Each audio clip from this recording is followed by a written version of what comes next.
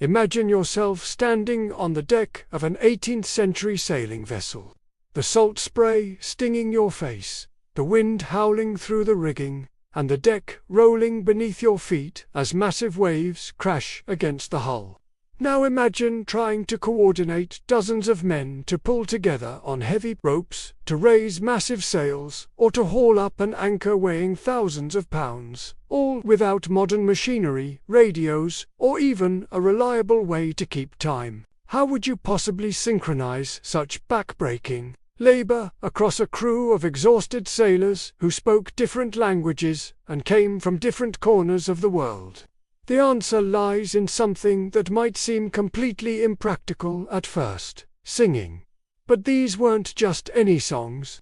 They were carefully crafted work songs called sea shanties, and they were as essential to operating a sailing vessel as the ropes, sails, and cannons themselves. Without these songs, the golden age of sail would have been impossible. Without them, piracy as we know it could never have existed. Today, we go in to explore one of the most fascinating and misunderstood aspects of maritime history: the songs that kept ships moving, crews working, and spirits from breaking during the brutal reality of life at sea. We'll discover why these songs mattered so much, how they actually worked, and why they're re-experiencing an incredible resurgence in popularity centuries after the last great sailing ships disappeared from the oceans. But here's something most people don't realize. What we casually call pirate songs actually encompasses two completely different types of music, each serving fundamentally different purposes aboard ship. Understanding this distinction is crucial to understanding how life at sea actually worked, and it's where we need to begin our journey into maritime musical culture. The confusion is understandable. When most people think of pirate songs, they imagine rowdy crews gathered around barrels of rum, singing about treasures and adventures while their ship sails smoothly across calm seas. That romantic image comes from books, movies, and theme park attractions that have little connection to historical reality. The truth is far more interesting and reveals sophisticated cultural practices that emerged from desperate necessity. Let's start with sea shanties, the work songs that made sailing vessels functional. These weren't entertainment. They were tools, as essential to operating a ship as the capstan or the rigging itself. A sea shanty served one primary purpose: to synchronize the physical labor of multiple men performing back-breaking tasks that required precise coordination and sustained effort. Consider the physics of sailing a large vessel in the age before engines and hydraulics. Every adjustment to the ship's sails required teams of men pulling together on heavy ropes with forces measured in tons. The timing had to be perfect. If men pulled at different times or with different rhythms, the effort would be wasted or even dangerous. Ropes could snap under uneven tension, injuring or killing crew members. Sails could tear, potentially crippling the vessel hundreds of miles from land. The weight involved in these operations was staggering. A large merchant vessel's main anchor might weigh 3 tons or more. The anchor chain added several more tons. Raising this weight from the ocean floor through human power alone required sustained, coordinated effort from 20 or 30 men working the capstan for half an hour or longer. Without a way to synchronize their efforts, the task would be nearly impossible. Similarly, adjusting the position of a large sail involved managing ropes under tremendous tension. The wind pressure on a fully deployed mainsail could generate forces equivalent to dozens of tons. Managing these forces required precise timing and coordination. If some crew members were pulling while others were resting, the uneven force could cause the rope to slip through their hands, burning flesh and potentially causing the entire crew to lose control with catastrophic results. Sea shanties solved this problem through rhythm. The songs provided a regular, predictable beat that told everyone exactly when to pull, when to rest, and when to prepare for the next effort. But they did much more than that.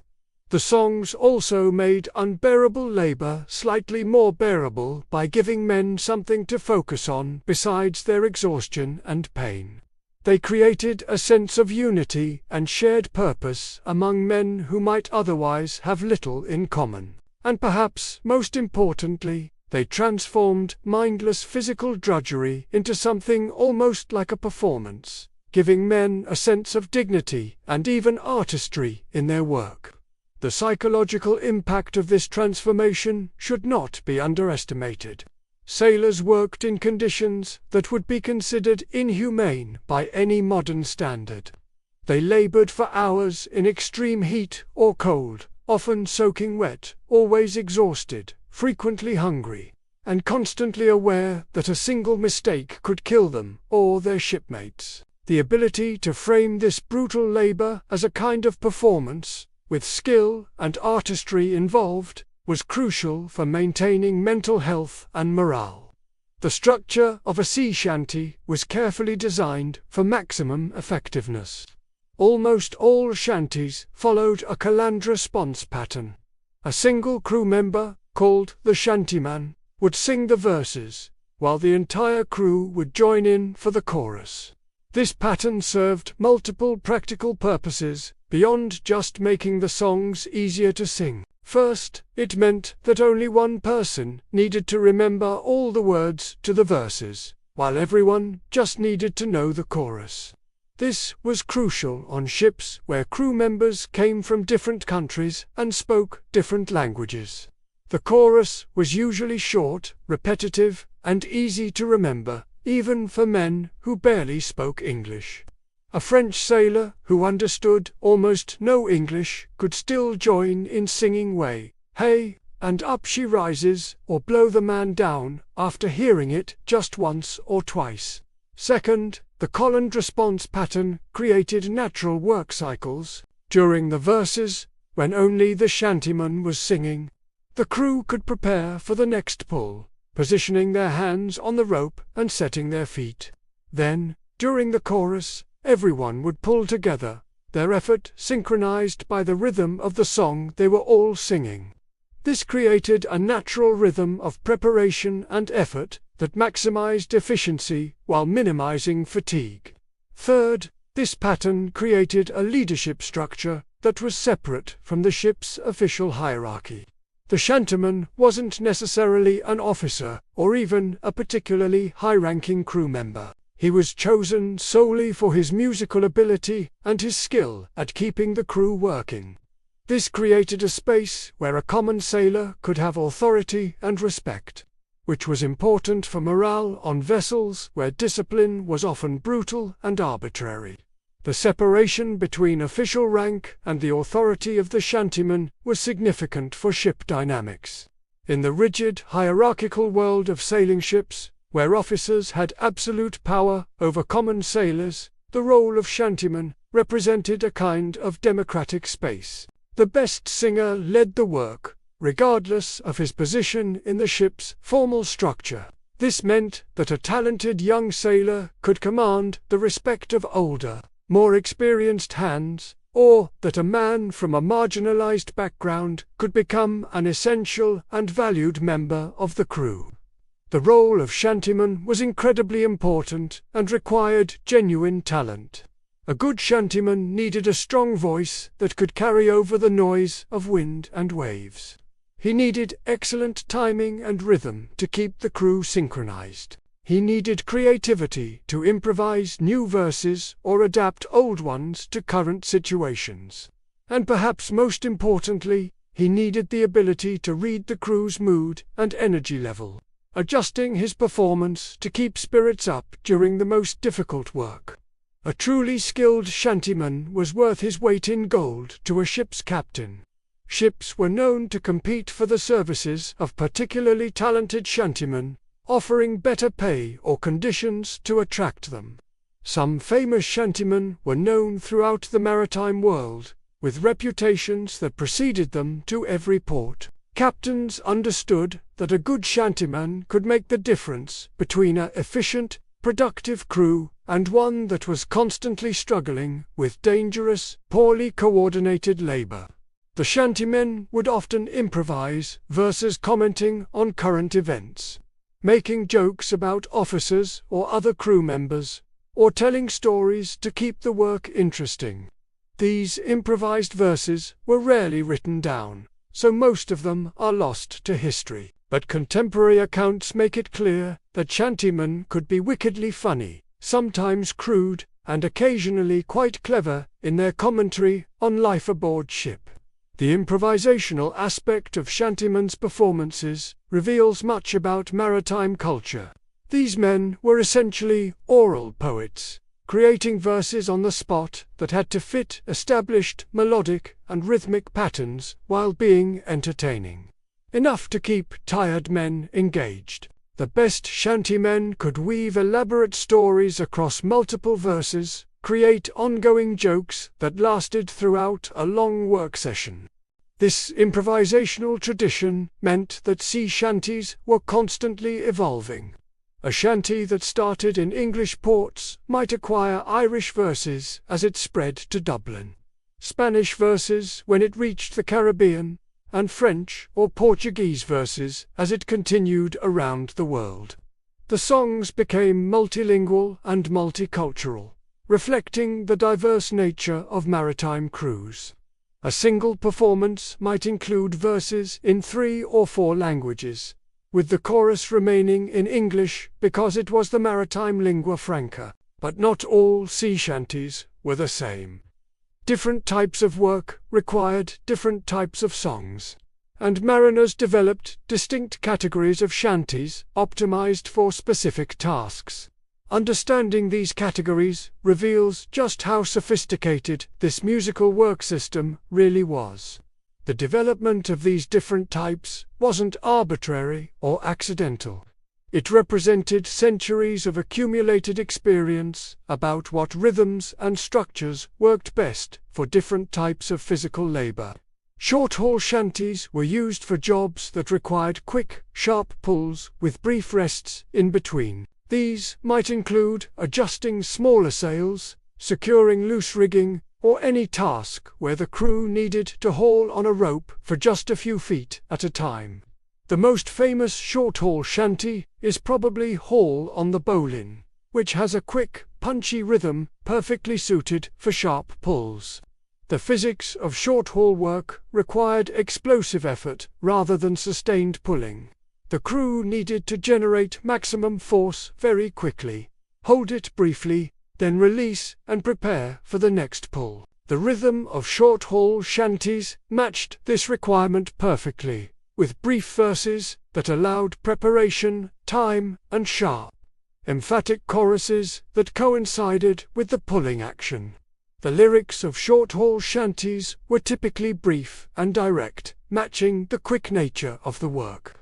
The verses might be just a single line, with a chorus that lasted only a few seconds. This created a rapid back and forth between shantyman and crew that could continue for as long as the work required, with minimal fatigue for the singers. The brevity also meant that even exhausted men could maintain the singing, as neither the shantyman nor the crew had to produce long, sustained vocal passages. A typical short-haul shanty session might last 10 to 15 minutes, with the crew making dozens of quick pulls to adjust rigging or position equipment.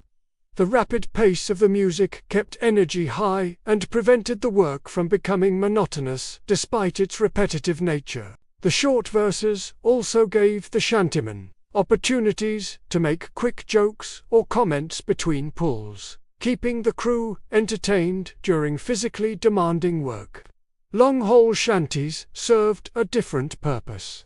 These were for jobs that required sustained pulling over long periods, such as raising the massive mainsails on large vessels. The rhythm was steadier and more measured, designed to help men pace themselves for extended effort. Blow the Man Down is perhaps the most famous example, with its steady, rolling rhythm that could be maintained for minutes at a time. The physical demands of long-haul work were fundamentally different from short-haul tasks. Instead of explosive bursts of effort, long-haul work required sustained, steady pulling that could continue for 10, 20, or even 30 minutes without stopping. The crew had to pace themselves to avoid exhaustion while maintaining consistent force on the rope. The rhythm of long-haul shanties was designed to facilitate this pacing, creating a steady, sustainable work rate that could be maintained for extended periods. The verses of long-haul shanties tended to be longer and more elaborate, telling complete stories or developing complex themes. This served the practical purpose of keeping the crew mentally engaged during monotonous work that might continue for 20 minutes or more. A skilled shantyman could stretch a long-haul shanty almost indefinitely by adding new verses or repeating old ones with variations. The storytelling aspect of long-haul shanties was particularly important for maintaining crew morale during extended work sessions. The shantyman might tell a complete story about a voyage, a battle, a romance, or any other topic that would hold the crew's attention.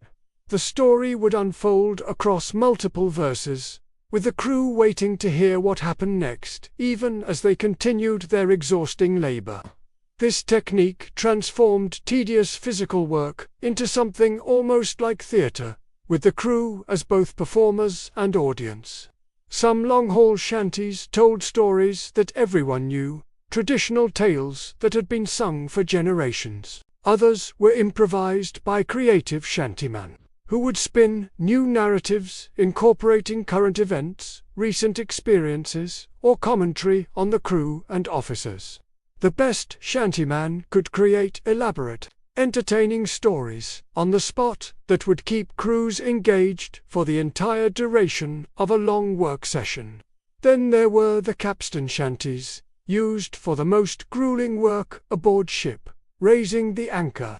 The capstan was a vertical winch that crew members would push around in circles, slowly winding up the heavy anchor chain from the sea floor. This work required sustained effort from many men working in perfect coordination, often for half an hour or longer. The capstan was a massive wooden cylinder mounted vertically on the deck, with long wooden bars inserted into it that the crew would push to make it rotate. As it rotated, it would wind up the anchor chain, slowly lifting the massive anchor from the sea bottom. The work required coordination not just of timing but of positioning, as the crew had to maintain their circular motion around the capstan, while pushing with steady, consistent force. Capstan shanties had to be long, repetitive, and rhythmically steady. Drunken Sailor is probably the most famous capstan shanty, though its modern popularity has led many people to forget its original purpose. The steady, marching rhythm helped men maintain their circular motion around the capstan, while the endless variations on "What Shall We Do with a Drunken Sailor" kept them entertained during the tedious work. The length of capstan shanties was remarkable. Raising anchor on a large vessel could take 30 to 40 minutes, which meant the shantyman had to maintain the performance for that entire time. The repetitive structure of capstan shanties, with their endless variations on a basic theme, made this extended performance possible. The shantyman could cycle through dozens of verses, repeat favorites, or improvise new ones as needed to fill the time. The verses of capstan shanties often became quite elaborate and creative, ranging from humorous suggestions for dealing with the titular drunken sailor to commentary on life at sea, complaints about officers, or stories of adventures in ports around the world. The shantyman would often take requests or incorporate suggestions from the crew, making the performance interactive and keeping everyone engaged. The social dynamics of capstan work were unique, because everyone could see each other as they walked in a circle around the capstan. The work had a more communal feel than other types of labor where crew members might be spread out along the deck or up in the rigging. This visibility made the capstan shanty more like a group performance, with crew members often making faces, gestures, or adding their own comments during the verses. Pumping shanties were another specialized category, used when men had to operate the ship's bilge pumps to remove water from the hold. This was exhausting, repetitive work that could continue for hours if the ship was taking on water. The rhythm had to be absolutely steady to maintain the pumping action, and the songs needed to be long enough to sustain men through what might be life or death labor if the ship was in danger of sinking. The bilge pumps were manually operated mechanisms that required 2 or 4 men to work long handles up and down in a continuous rhythm. The work was particularly exhausting because it involved the entire body, with men using their legs, backs, and arms to work the heavy pump handles. The rhythm had to remain absolutely consistent for the pumps to work effectively, which made the steadiness of the pumping shanty crucial. Pumping was also uniquely stressful work, because it was often done in emergency situations when the ship was in danger. If the vessel was taking on water from storm damage or combat, the crew might have to pump continuously for hours to keep the ship from sinking. The psychological pressure of knowing that stopping meant drowning added urgency to work that was already physically exhausting. The pumping shanty had to maintain morale under these extreme circumstances, keeping men working when they were past the point of exhaustion. The lyrics of pumping shanties often acknowledged the desperate nature of the situation, but usually with dark humor rather than despair. Songs might joke about the futility of pumping against a serious leak, or make light of the possibility of drowning, or imagine what the crew would do if they survived. This gallows humor helped men cope with genuinely dangerous situations by allowing them to acknowledge their fear while maintaining the appearance of courage and humor.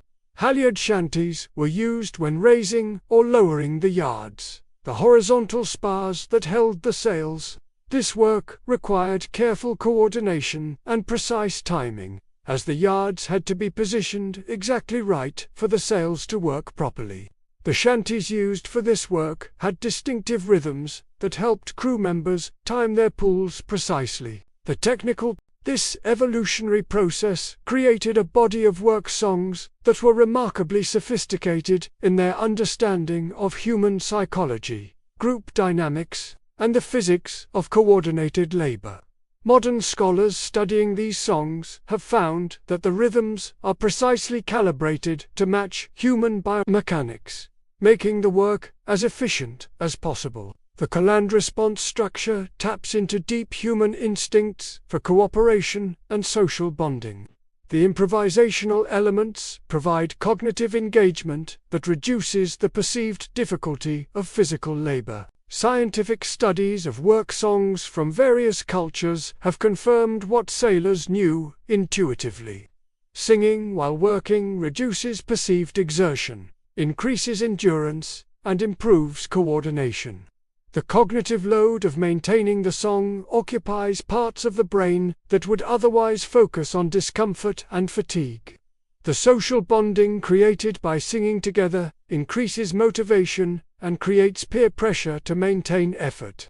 The rhythmic structure improves biomechanical efficiency by helping workers time their movements optimally. But sea shanties, for all their importance, were only half of maritime musical culture. When the work was done and the crew had their brief moments of leisure, a completely different type of music emerged. These were the songs we might more properly call pirate songs, though they were sung by legitimate sailors as well. These four-bitters, as they were technically called, served entirely different purposes and had completely different characteristics. The name four-bitter comes from the location where these songs were typically performed, the forecastle, or forecastle, the forward section of the ship where common sailors had their quarters. When men gathered in this space during their limited off-duty time, someone might begin singing, and others would join in. But unlike shanties, These songs weren't work tools. They were entertainment, storytelling, and emotional expression. The social context of four-bitter performance was completely different from that of shanty singing. Shanties were sung during work, with participation mandatory and the shantyman essentially directing the performance. Four-bitters were sung during leisure time, with participation voluntary and the social dynamics more egalitarian. Anyone who knew a song might start singing it, and others would join in if they felt like it. The atmosphere was more relaxed and spontaneous, though no less important to crew morale. The forecastle was one of the few spaces on a ship where common sailors had any privacy or autonomy. The officers rarely ventured into this area, which meant it was a space where sailors could speak freely, relax their guard, and express themselves without fear of punishment for insubordination.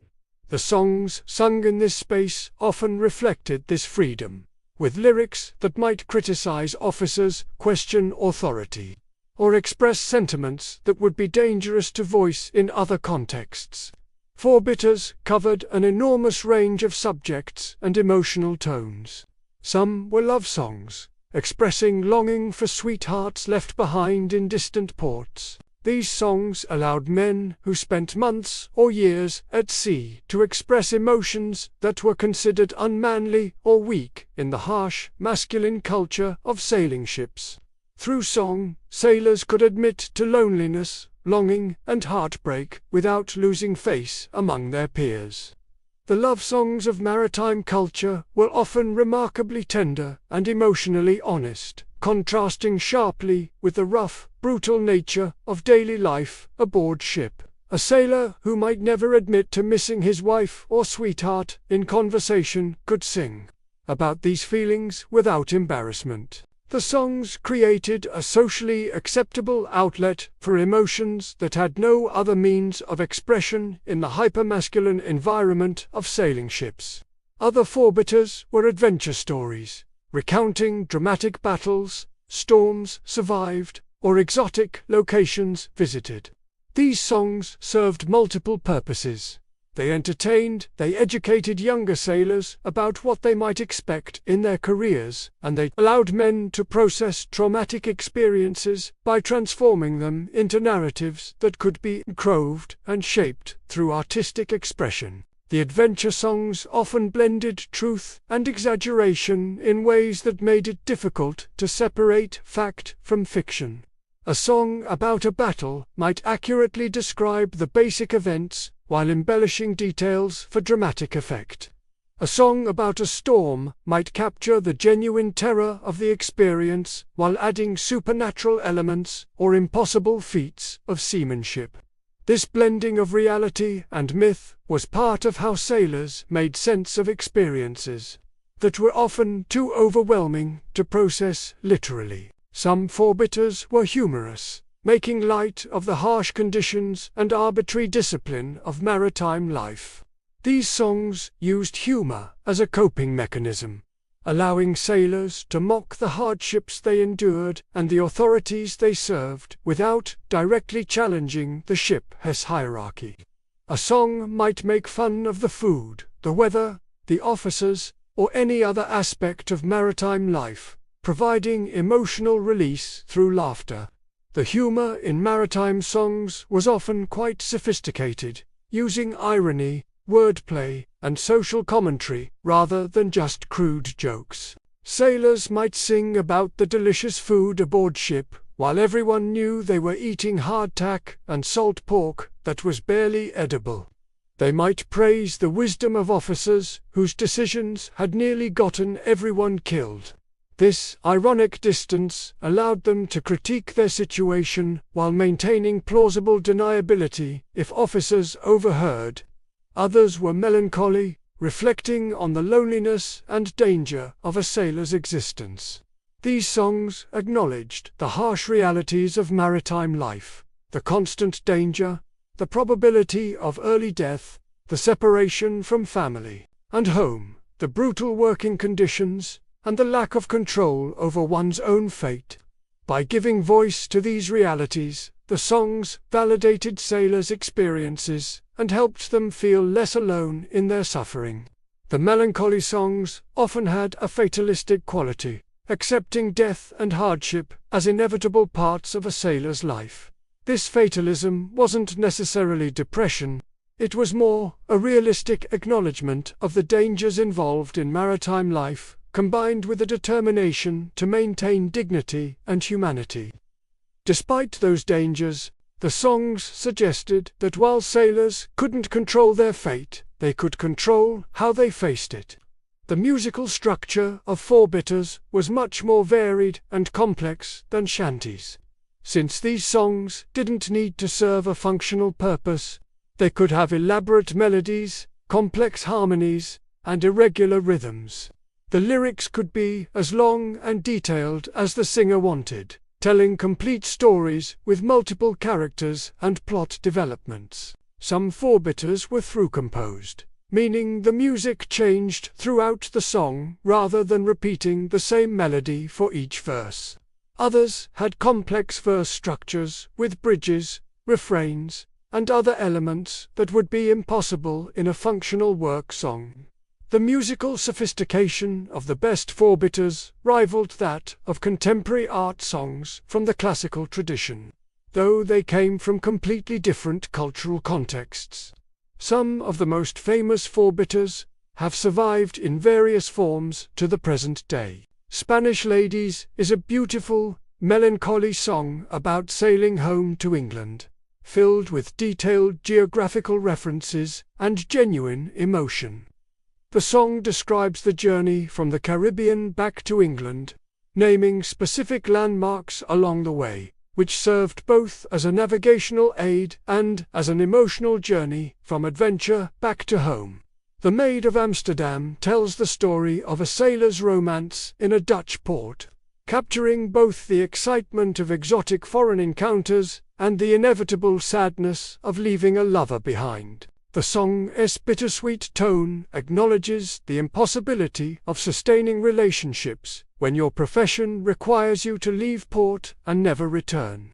This theme of temporary connection and permanent loss runs through much of maritime musical culture. Rolling Down to Old Maui expresses the joy of heading home after a long whaling voyage, with the anticipation building through each verse as the ship gets closer to port. The song captures the complex emotions of returning home, excitement mixed with anxiety about how things might have changed, eagerness to see loved ones mixed with guilt about the long absence, and hope for rest mixed with the knowledge that another voyage would soon begin. But forbitters weren't just about entertainment and emotional expression.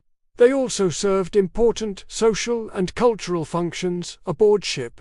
These songs were how maritime culture was transmitted from experienced sailors to newcomers. The stories in the songs taught lessons about seamanship, weather patterns, dangerous ports, and how to deal with various situations that might arise during a voyage. Many forbitters contained practical information encoded in memorable form. A song about a particular coast might include details about navigation hazards, tides, or landmarks that could be crucial for safe sailing. A song about a foreign port might warn about corrupt officials, dangerous neighborhoods, or reliable suppliers. This practical information was passed along through generations of sailors via songs that made the closest information easy to remember and pleasant to rehearse.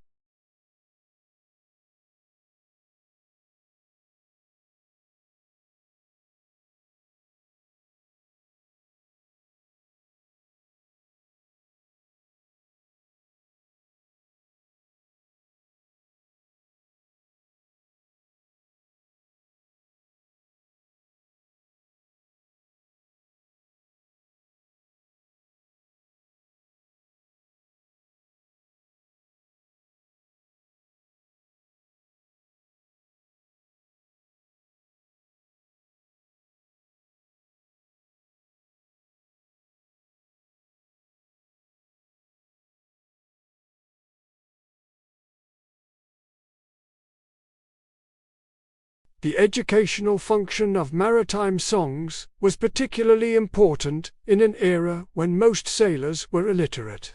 Written navigational guides and port directories were useless to men who couldn't read. But anyone could learn a song, and the information contained in songs could be retained and recalled much more easily than prose instructions. A sailor might forget specific details from a verbal briefing, but he would remember the words to a song he had sung dozens of times. The songs also served as a form of collective memory and cultural identity for maritime communities. Sailors came from many different countries and backgrounds, but the shared repertoire of songs gave them a common culture. Knowing the right songs and knowing how to perform them properly marked someone as a genuine sailor rather than a landlubber or inexperienced recruit. The process of learning maritime songs was itself a form of socialization into maritime culture. New sailors would listen to the songs sung by experienced hands, gradually learning the words and melodies. As they learned the songs, they also absorbed the values, knowledge, and perspectives embedded in them. By the time a sailor could sing all the standard songs, he had internalized much of maritime culture and could be considered a full member of the maritime community. For pirates specifically, forbitters took on additional significance as expressions of defiance and alternative identity. Pirates existed outside the law and the normal social order, and their songs reflected this outlaw status. Many pirate forbitters expressed contempt for naval authority, celebrated freedom from conventional morality, or glorified the pirate lifestyle as preferable to the harsh discipline of merchant or naval service. These songs of defiance weren't just entertainment. They were part of how pirate crews created and maintained their collective identity. By singing songs that celebrated piracy and mocked legitimate authority, crews reinforced their commitment to the pirate life and their solidarity with each other. The songs created an alternative moral framework where piracy could be seen as a valid, even admirable way of life, rather than simple criminality. The alternative values expressed in pirate songs were remarkably sophisticated. They questioned the legitimacy of private property, suggesting that wealth gained through exploitation was no more legitimate than wealth gained through piracy. They challenged the authority of kings and governments, arguing that laws were made by the rich to protect their interests rather than to ensure justice. They celebrated egalitarian values, contrasting the democratic elements of pirate society with the rigid hierarchies of legitimate vessels. Some pirate songs explicitly challenged the legitimacy of the economic and political systems that pirates operated outside of day, might mock the pretensions of wealthy merchants, criticize the brutality of naval discipline, or celebrate the democratic elements of pirate society. These weren't just crude taunts. They were sophisticated critiques of the social order from the perspective of men who had rejected that order. One fascinating example is how pirate songs reframed theft as legitimate redistribution of wealth, rather than seeing themselves as criminals stealing from innocent merchants. Pirate songs portrayed them as taking back what had been stolen from the poor by the rich. The songs suggested that merchants grew wealthy through exploiting workers and sailors, so taking their cargo was merely recovering what was rightfully owed to working people. The romantic image of pirates as freedom-loving rebels owes a great deal to these songs and the sentiments they expressed. While the reality of piracy was often brutal and sordid, the songs genuinely reflected a certain idealism that some pirates held. They saw themselves not as criminals but as free men who had chosen to live by their own rules rather than submit to the arbitrary authority of kings and admirals. This idealism wasn't pure rationalization. Many pirates had served aboard merchant vessels or naval ships, where they experienced brutal discipline, terrible living conditions, and exploitation by officers and owners.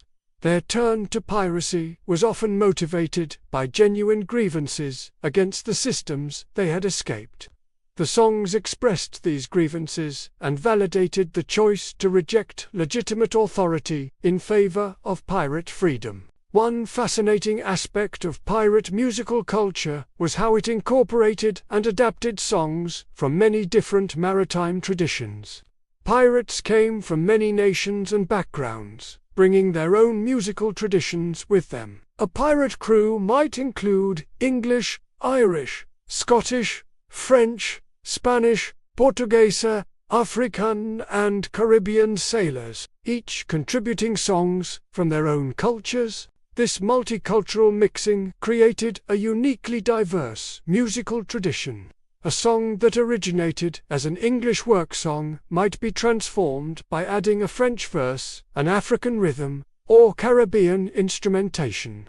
The result was a musical melting pot that reflected the diverse nature of pirate crews and the wide-ranging nature of their travels. The multicultural character of pirate songs was more than just interesting diversity. It was essential to pirate operations.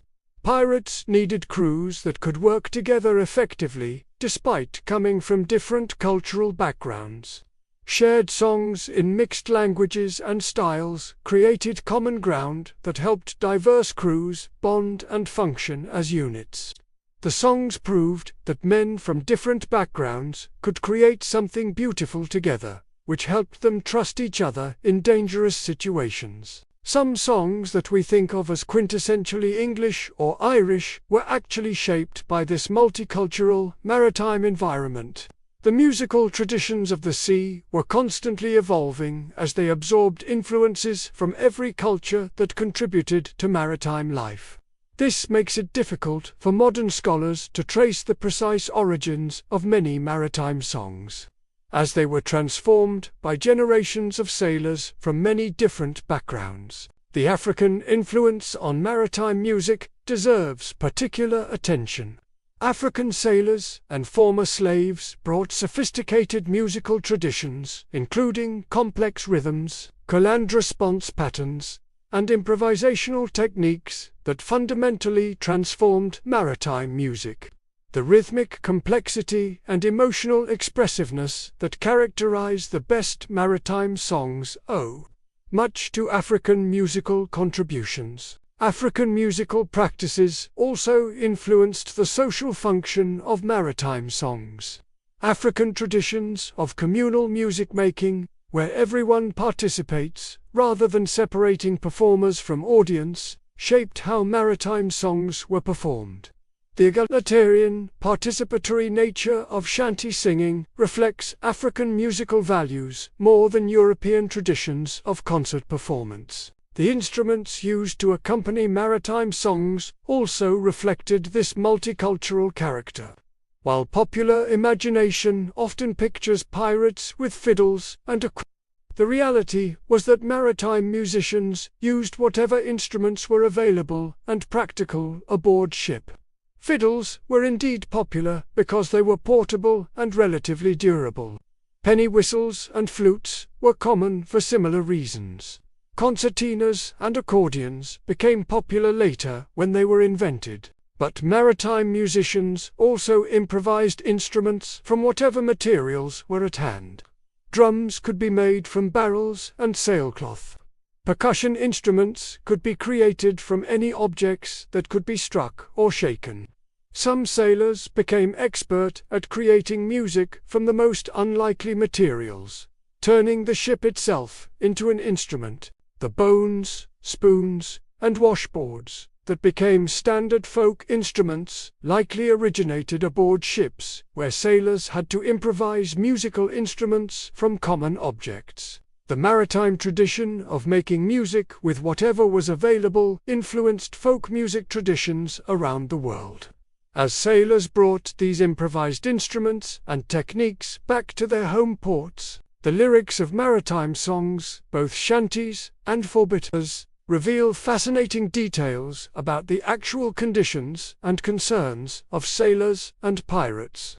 The songs talk about specific ports and their characteristics, particular types of weather and how to handle them, various types of ships and their qualities, and the complex social dynamics aboard vessels.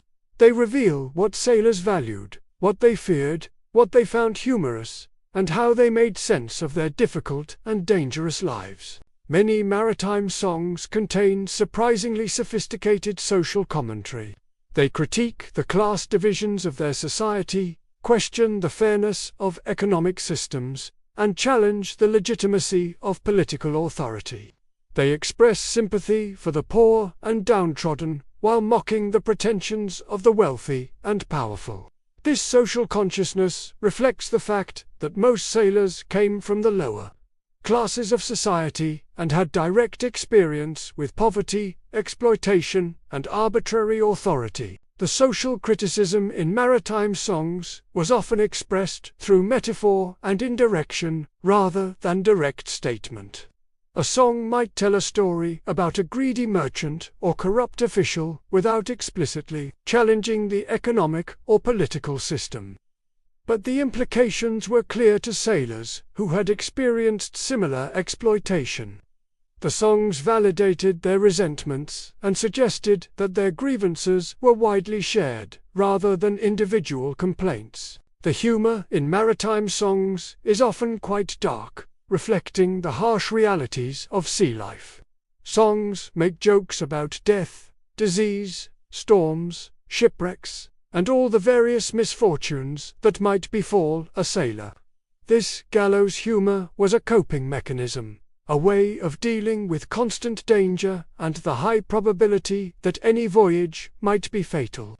By making light of death and disaster, sailors tried to rob these threats of some of their psychological power. The dark humor in maritime songs served important psychological functions. It allowed sailors to acknowledge their fears without appearing cowardly. It created a sense of mastery over dangerous situations by making them subjects of jokes rather than sources of terror. It built solidarity among crews by establishing that everyone shared the same fears and faced the same dangers. Religious themes appear in maritime songs in complex and sometimes contradictory ways. Some songs express genuine faith and prayer for divine protection. Others are cynical about religion, seeing it as hypocrisy or false comfort. Many songs incorporate religious imagery and language, while seeming the preservation of maritime songs presents interesting challenges for modern scholars and musicians. Most of these songs were never written down in their original forms. The melodies and lyrics we have today come from various sources.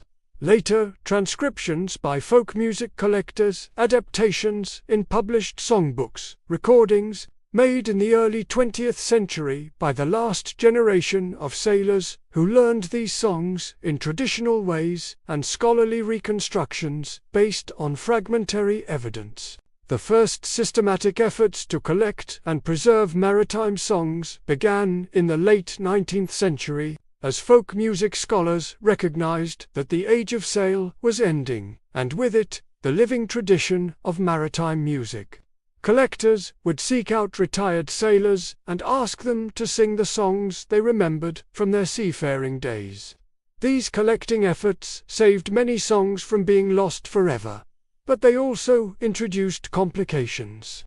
The sailors interviewed by collectors were often quite elderly, singing songs they had learned 50 or 60 years earlier. Their memories might be imperfect, and they might unconsciously alter lyrics or melodies based on other songs they had learned since. Additionally, the performance context was completely different from the original setting. Singing a work song in a collector's parlor for transcription is nothing like singing it while hauling on heavy ropes aboard a rolling ship. This means that the versions of shanties and pirate songs we hear today are interpretations, not exact reproductions of how these songs sounded in their heyday. Modern performers make choices about tempo, arrangement, instrumentation, and performance style that may or may not reflect historical practice. Some modern versions are quite faithful to documentary evidence, while others take considerable creative liberties. The question of authenticity in maritime music performance is complex and somewhat controversial. Some performers and scholars argue that historical accuracy should be the primary goal, with modern performances attempting to recreate as closely as possible the sound and style of original performances. Others contend that folk music has always evolved through performance, and that modern adaptations are simply continuing this tradition of evolution. Both perspectives have merit. Historical accuracy is valuable for understanding how these songs actually functioned in their original contexts and what they meant to the people who created them. But treating maritime songs as museum pieces that can never change risks making them irrelevant to modern audiences and ultimately causing them to be forgotten. The tension between preservation and evolution is inherent in any living folk tradition. The revival of interest in sea shanties and maritime music more broadly has gone through several phases. In the early 20th century, folk music collectors began systematically recording and transcribing maritime songs. Recognizing that this oral tradition was in danger of being lost as sailing ships disappeared. These early collectors, including people like Cecil Sharp and John Lomax, created archives that preserved songs that might otherwise have been completely lost. The folk music revival of the 1950s and 1960s brought renewed attention to maritime songs. As part of a broader interest in traditional working-class music, folk singers like Pete Seeger, the Clancy Brothers, and others popularized maritime songs for new audiences who had no direct connection to maritime life. This revival introduced maritime music to mainstream popular culture, though often in forms that were quite different from the original working songs. The 1960s folk revival transformed maritime songs in significant ways. They were adapted for concert performance and commercial recording, which required changes to make them suitable for these new contexts. The participatory, improvisational nature of shanties was difficult to capture in formal performances. The rough, unpolished quality of authentic maritime singing didn't translate well to professional recording standards. The result was maritime songs that retained the melodies and basic lyrics but lost much of their original character. More recently, maritime music has experienced an explosion of popularity through social media, particularly during the early 2020s when sea shanty videos went viral on platforms like TikTok. This modern revival has introduced maritime music to entirely new audiences who have no connection to maritime life but are drawn to the music's energy, communal nature, and emotional authenticity. The TikTok sea shanty phenomenon was remarkable for several reasons. It demonstrated that centuries-old work songs could still resonate with modern audiences in completely different contexts. It showed how social media platforms could facilitate the collaborative, participatory nature of shanty singing that had been lost in commercial recordings. And it proved that young people were hungry for musical experiences that felt authentic, communal, and participatory, rather than polished and professional. The viral videos often featured multiple people adding their vocal parts to create rich harmonies, exactly mirroring the call-and-response structure of traditional shanty performance. Users would find a video of someone singing the solo part, then record themselves singing harmony or rhythm parts, creating layered performances that captured something of the original communal spirit of shanty singing. Video games have also played a significant role in popularizing maritime music.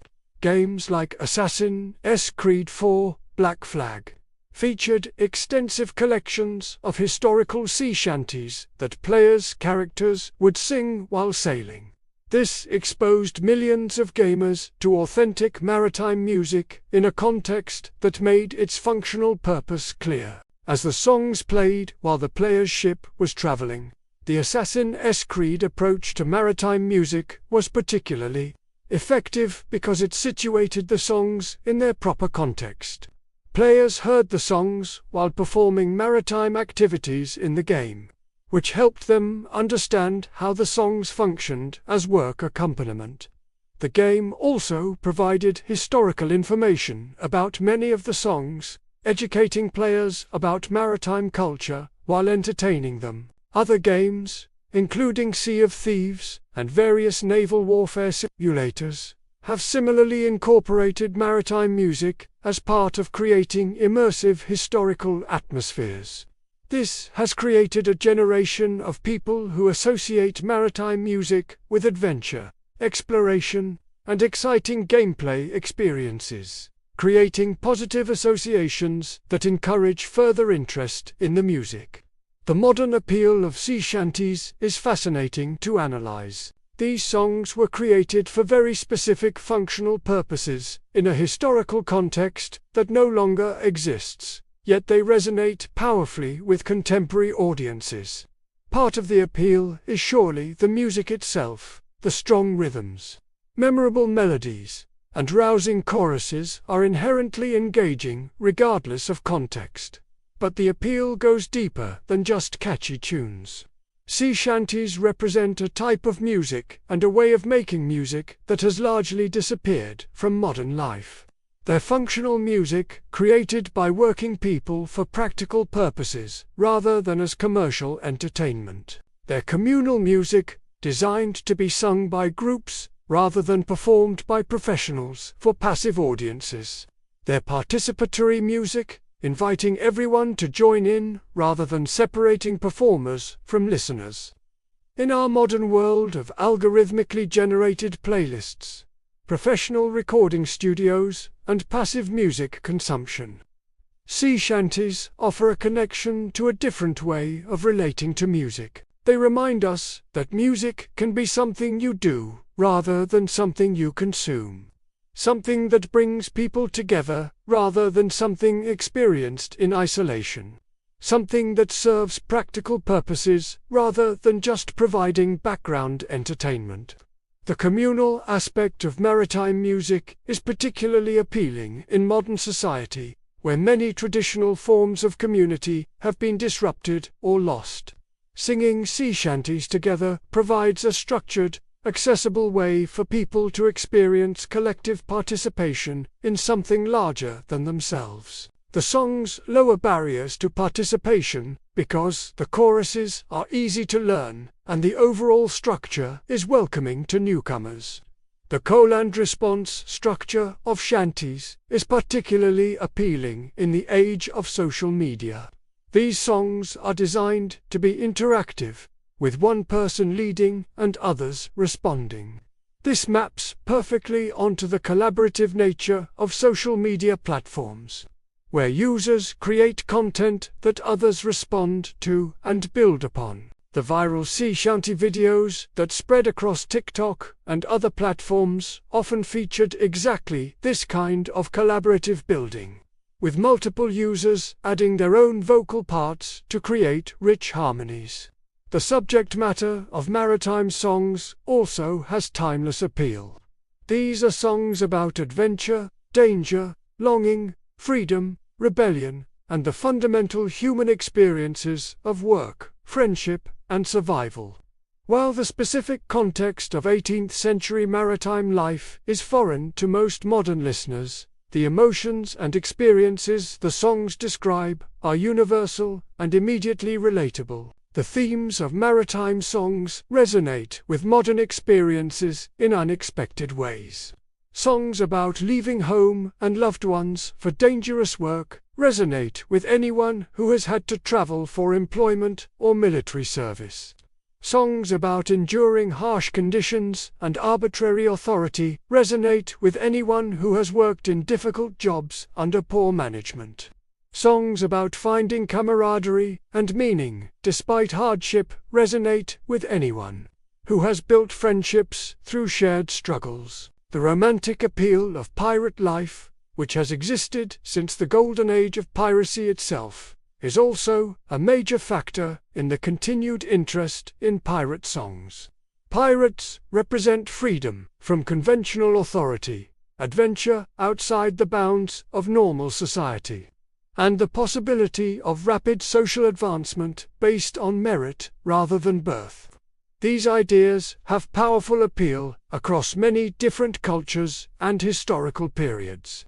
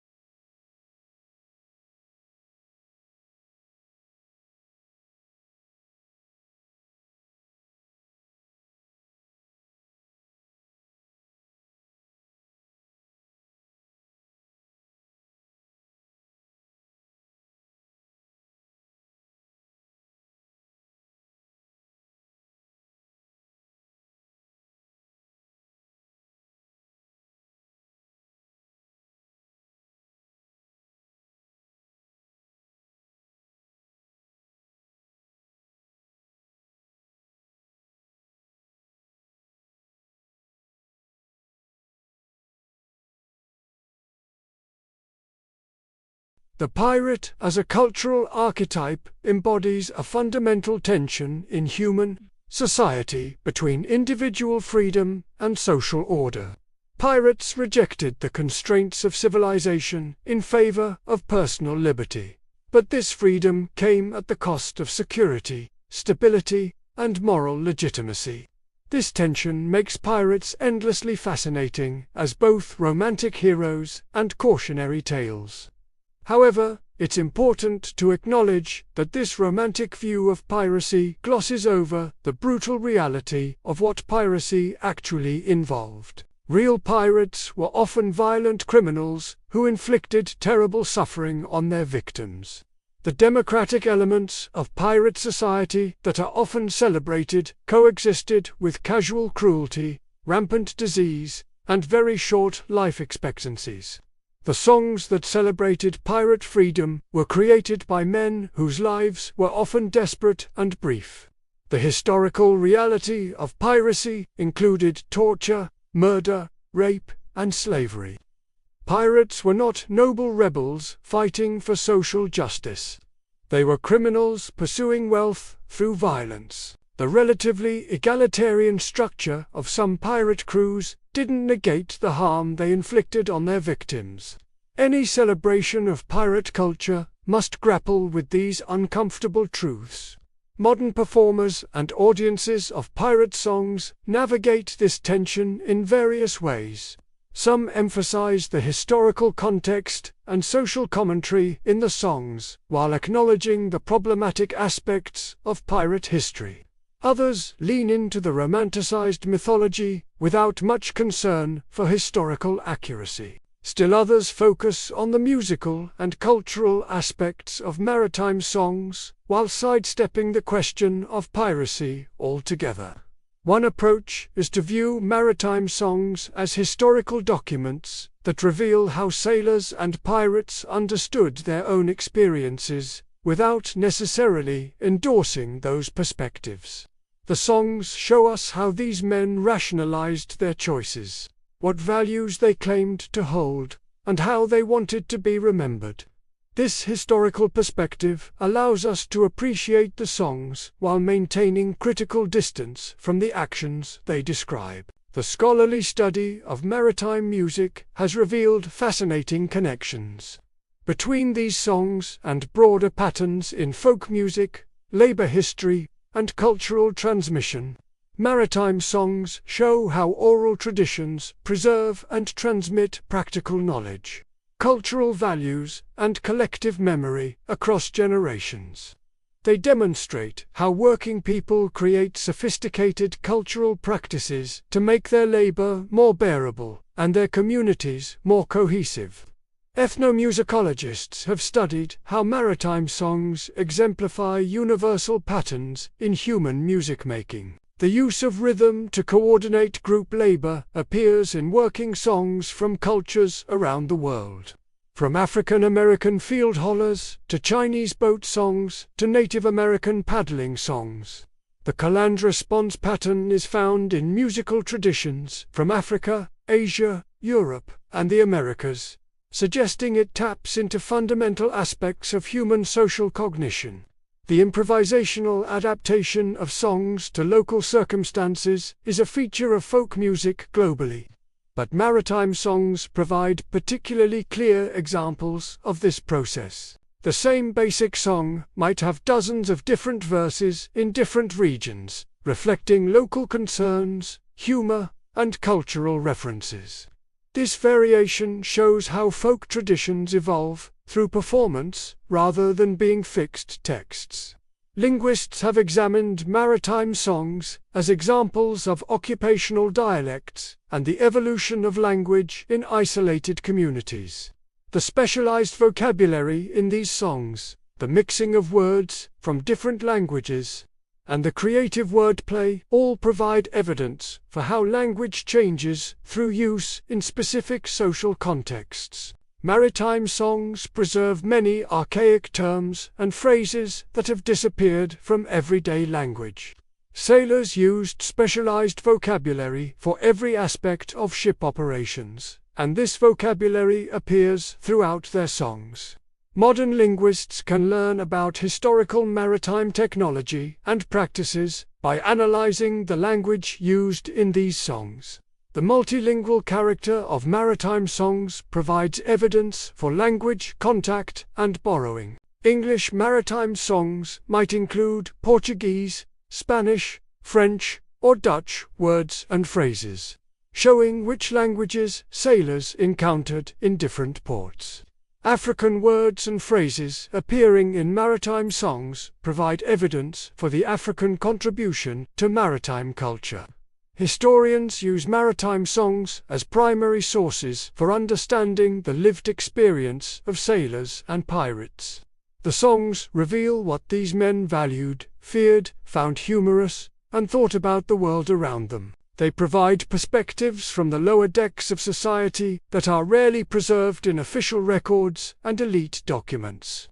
Maritime songs contain information about working conditions, diet, discipline, social relationships, and daily life aboard ship that might not appear in official documents. A ship's log would record navigational information and major events. But songs reveal what the crew actually thought about their experiences.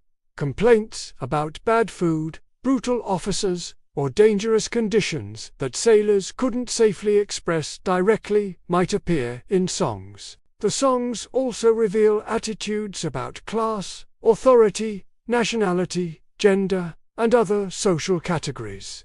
The way maritime songs portray merchants, naval officers, women, and people from different nations provides insight into the worldviews of working sailors. These attitudes were shaped by direct experience rather than abstract theory, making them valuable historical evidence.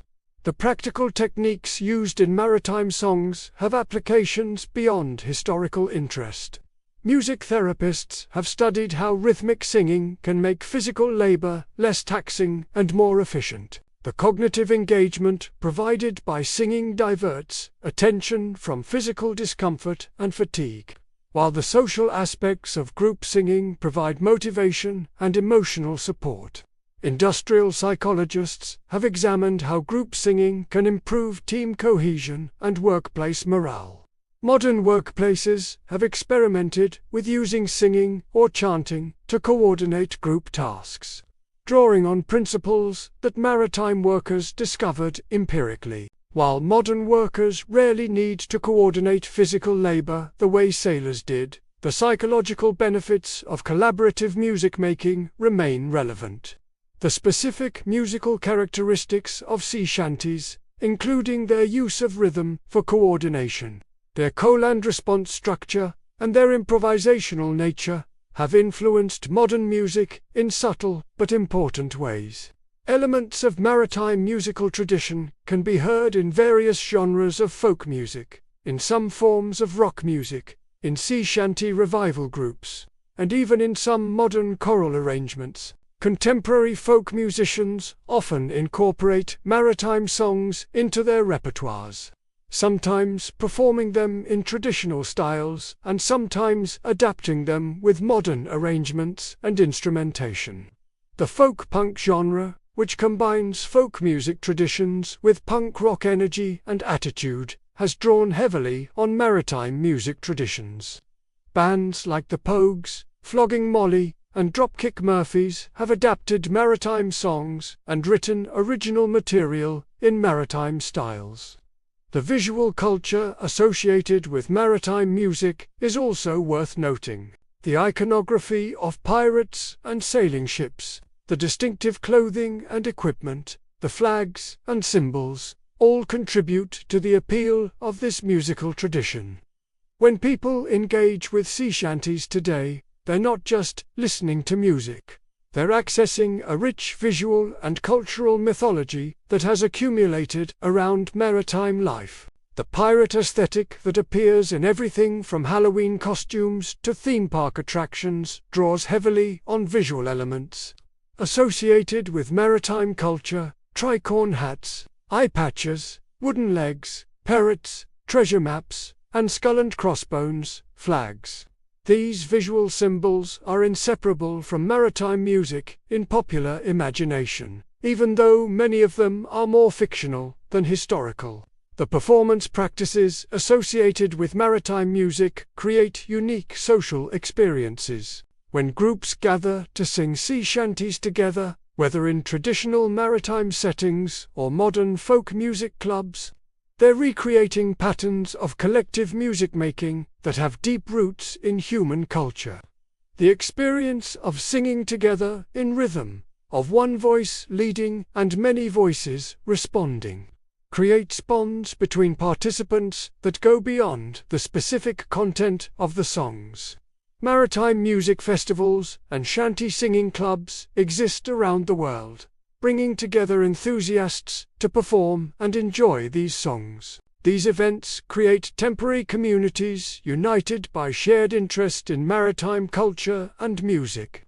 Participants often dress in period-appropriate clothing, creating immersive experiences that combine music with historical reenactment. This communal aspect of maritime music is particularly valuable in modern society, where many traditional forms of community have been disrupted or lost. Singing sea shanties together provides a structured, accessible way for people to experience collective participation in something larger than themselves. The songs lower barriers to participation because the choruses are easy to learn and the overall structure is welcoming to newcomers. The educational value of maritime songs extends beyond their historical interest.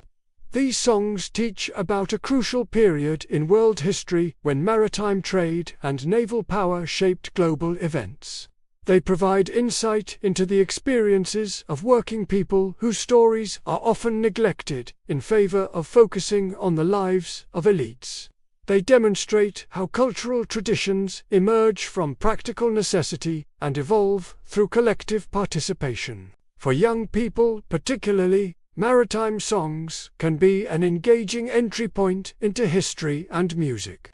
The adventure and romance associated with pirates capture imagination. while the actual songs demonstrate that historical people were real individuals with emotions, humor, and creativity.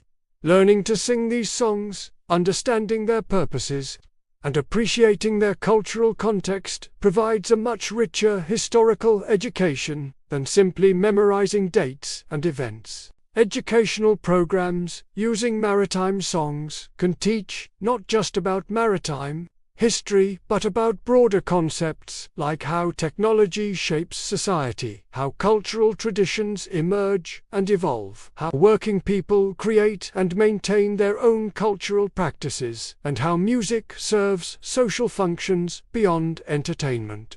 These lessons have relevance far beyond the specific historical context of sailing ships.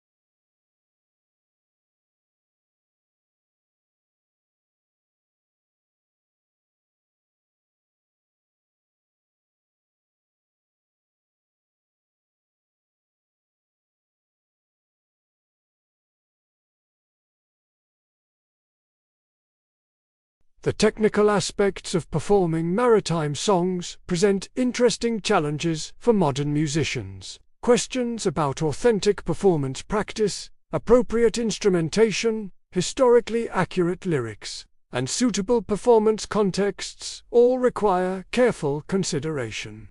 Different performers and groups make different choices about how to balance historical authenticity with modern accessibility and entertainment value. Some groups strive for maximum historical accuracy, researching period instruments, performance techniques, and contemporary accounts to recreate as closely as possible how these songs would have been performed originally. These groups might use only instruments that would have been available to sailors, perform in unpolished styles that reflect the amateur nature of most maritime singing, and include verses that might seem crude or offensive to modern sensibilities but reflect historical reality. Others take a more creative approach, treating historical maritime songs as raw material that can be adapted and reimagined for modern audiences using contemporary musical styles and technologies. These performers might arrange shanties for modern instruments, add harmonies and instrumental parts that sailors never would have used, or combine maritime songs with other musical genres to create fusion styles. Both approaches have value and appeal to different audiences. Historically informed performances provide important documentation and help preserve knowledge of traditional practices. They allow audiences to hear something approximating how these songs actually sounded in their original contexts, which can be revelatory and moving in ways that modern arrangements cannot match. Creative adaptations keep the songs alive and relevant, introducing them to new audiences who might not engage with strictly historical performances. By demonstrating that maritime songs can work in modern musical contexts, these adaptations ensure that the songs remain living cultural artifacts rather than museum pieces. They also honor the tradition of adaptation and evolution that has always characterized folk music. The question of whether maritime music should be primarily educational or entertaining is one that performers and scholars continue to debate.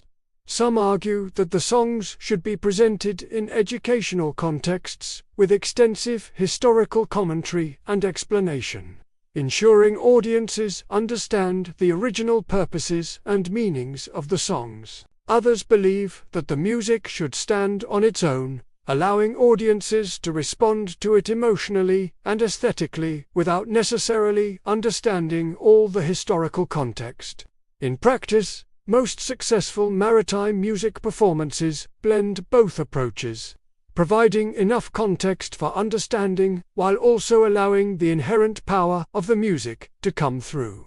The best performers can make audiences feel the rhythm and energy that made these songs effective work tools while also appreciating their cultural and historical significance. They create experiences that are both educational and entertaining, informative and moving. Looking at the broader cultural impact of maritime music, we can see how these songs have influenced literature, film, theatre, and other art forms. The mythology of pirates and sailing ships that appears throughout Western culture owes much to the songs that preserved and transmitted stories about maritime life. Writers from Robert Louis Stevenson to Patrick O'Brian have drawn on maritime musical traditions in crafting their narratives. Treasure Island, perhaps the most influential pirate story ever written, includes the famous song 15 Men on a Dead Man's Chest, which Stevenson adapted from a fragmentary verse he found in a book of nautical lore. The song became so associated with pirates through Stevenson's novel that many people believe it is an authentic historical pirate song, even though Stevenson essentially created it. This shows how literature has fed back into maritime musical tradition, with literary inventions becoming adopted as authentic traditions. Film and television representations of maritime life almost always include singing, recognizing that music was an integral part of sea life. However, these representations often get the details wrong, showing crews singing forbitters while working or performing shanties in contexts where they wouldn't have been used. Despite these inaccuracies, media representations have kept maritime music in public consciousness and sparked interest that leads people to explore the authentic traditions. The influence flows both ways as well. Literary and cinematic representations of maritime life have shaped how we understand and perform maritime songs. The romanticized image of pirates singing while sailing into adventure owes as much to Hollywood as to historical reality. This blurring of authentic tradition and fictional invention creates interesting complications for scholars trying to distinguish historical practice from later romanticization. The future of maritime music as a living tradition is uncertain, but potentially bright. The recent viral popularity of sea shanties has created a new generation of performers and audiences interested in this music. Whether this interest will be sustained or prove to be a temporary fad remains to be seen. However, the fundamental appeal of these songs, their accessibility for group performance, and their connection to compelling historical narratives suggest that maritime music will continue to find audiences.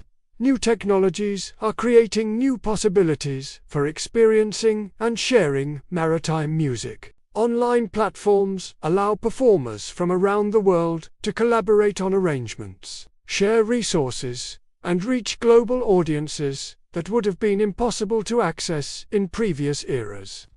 YouTube, Spotify, and other streaming services host thousands of maritime music recordings, making this music more accessible than ever before.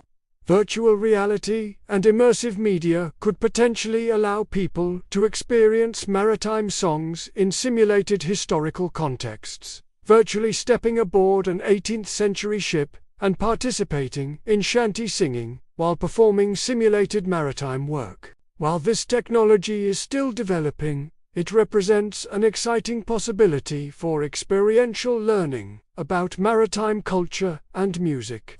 Digital archives are preserving rare recordings and documents that might otherwise be lost. Universities and cultural institutions are digitizing collections of maritime songs, making them available to researchers and enthusiasts worldwide. This preservation work ensures that even obscure variants and rare songs will be available for future generations to study and perform. At the same time, there's something irreducible about maritime music that requires in-person, collective performance to fully appreciate. The experience of singing together in rhythm, of feeling your voice blend with others, of the physical sensation of coordinated movement to music. These cannot be fully replicated through recordings or digital media. The living tradition of maritime music will always depend on people actually gathering to sing together. The social and physical dimensions of shanty singing are essential to understanding how these songs functioned and what they meant to the people who sang them. Listening to a recording of Drunken Sailor while sitting alone is a completely different experience from singing it with a group of friends while everyone moves together in rhythm. The embodied, social nature of maritime music is fundamental to its character and appeal. As we reach the end of our journey through maritime musical culture, we can appreciate how these seemingly simple work songs and entertainment numbers represent a sophisticated cultural system that emerged from practical necessity. Sea shanties and pirate songs weren't created by professional composers or preserved through formal institutions. They evolved through use by working people who depended on these songs for their survival and sanity during the brutal reality of life at sea. The songs reveal ingenuity, humor, creativity, and resilience in the face of tremendous hardship. They show how humans create beauty and meaning, even in the most difficult circumstances. They demonstrate how music can be functional and artistic simultaneously, serving practical purposes while also providing emotional expression and cultural identity. They prove that folk traditions created by common people can be as sophisticated and meaningful as any art created by trained professionals.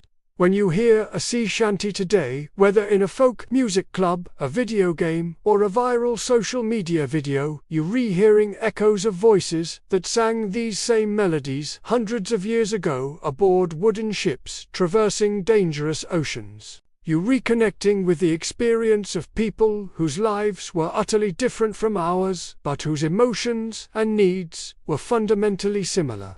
You're re-participating in a cultural tradition that has survived because it speaks to something deep and enduring in human nature. The rhythm that helped Cruise haul anchor in the 1700s can still get your foot tapping today. The melodies that made brutal labor bearable can still move us emotionally.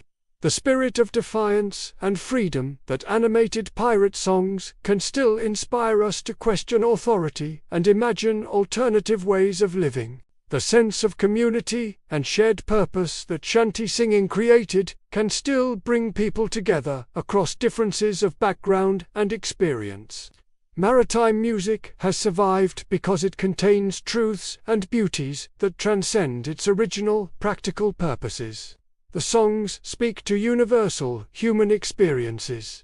The need to work together to accomplish difficult tasks, the desire for dignity and meaning in labor, the longing for home and loved ones, the appeal of adventure and freedom, the comfort of companionship in hardship, and the power of collective cultural expression. So the next time you hear someone start singing, "What shall we do with a drunken sailor?" ask yourself what you're really hearing. Is it just a catchy tune with a fun rhythm? Or is it something much deeper and more significant? Is it the voice of working people across centuries, singing to keep their strength up during back-breaking labor? Is it their attempt to maintain their humanity in inhuman conditions? Is it their way of creating community among strangers thrown together by chance and necessity? Is it their assertion that their lives had dignity and meaning, despite the contempt of those who considered themselves their betters? Maritime music is all of these things and more. It is a window into a lost world where the age of sail shaped global history and individual lives in equal measure. It is a living tradition that continues to evolve as new generations discover these songs and make them their own. It's a reminder that music can be practical and profound simultaneously, serving immediate, functional needs while expressing timeless human truths. These songs have survived centuries of change because they captured something essential about the human experience of work, community, struggle, and hope. As long as people gather to sing together, as long as we seek connections to our shared history, and as long as we find joy in the simple act of raising our voices in unison, maritime music will continue to resonate and inspire. The sailors and pirates who created these songs are long gone, but their voices echo forward through time, inviting us to join in their ancient chorus and add our own voices to a tradition that spans generations and connects us all to our maritime heritage.